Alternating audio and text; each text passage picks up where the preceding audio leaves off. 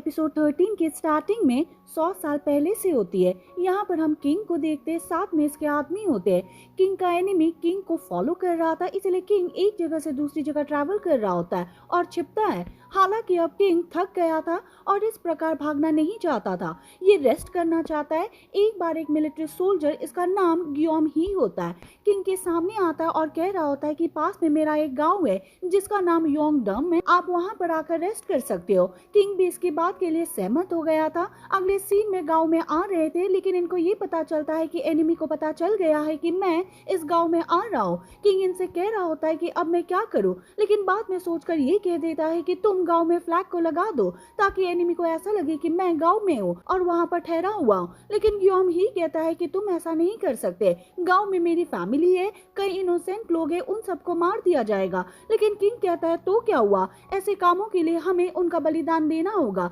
बाद में गियोम ही को बेहोश कर देता है और यहाँ पर बांध दिया जाता है। अगले सीन में एनिमी गांव में आ गए थे और यहाँ पर सभी को मारते हैं। प्रेजेंट में यूसुंग कह रहा होता है कि अब हमको पता चल गया है कि 8 फीट वाला घोस्ट कौन है और वो ये सब रिवेंज के लिए कर रहा है। वो सॉरी कह रहा होता है क्योंकि मेरे वंशज ने ये सब कर दिया था। किंग इसको भेज देता है। गैंगच्योर कह रहा होता है कि मुझे नहीं लगता है कि गियोम ही अकेला होगा, हम जानते हैं कि वो फायर वाला घोस्ट है, उसको बांधने के बाद कुछ ना कुछ हुआ होगा जिसको इस किताब में मेंशन नहीं किया गया है। यूरी और गैंगच्योर बाद में बाहर आते हैं। यूरी गैंगच्योर से कह रही होती है कि कोई किंग ऐसा कैसे कर सकता है, कहीं इनोसेंट लोग की बलिदान कैसे दे सकता है। वैसे तुमने तो 100 साल पहले सब कुछ देखा होगा, वो भी हाँ बढ़ता है। लेकिन तभी यूरी यहाँ पर ये देख लेती है कि यहाँ पर युआन गैप होता है, यानी कि युआन गैप की सोल होती है, फिर इसका पीछा कर रही होती है। लेकिन युआन गैप भागता है, आगे आकर रुक गया था। यूरी इसको देखती है, इसका नाम लेती है।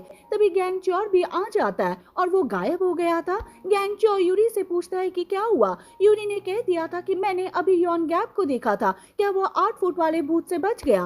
लेकिन गैंगच्योर कहता है कि ऐसा नहीं हो सकता, ये इम्पॉसिबल है क्योंकि अब 8 फीट वाले घोस्ट और भी पावरफुल हो गया। मुझे लगता है कि उसने युआन गैप को जानबूझकर छोड़ा होगा और इसके पीछे कोई पर्पस जरूर है। वहीं हम ये गोंग को देखते हैं जो कि पैलेस में होता है, रेस्ट कर रहा होता है। बाहर हम गार्ड्स को देखते हैं जो इसकी सिक्योरिटी के लिए होता है। गासप और सभी अंदर आते हैं। गासप 8 फीट वाले घोस्ट को देख लेता है।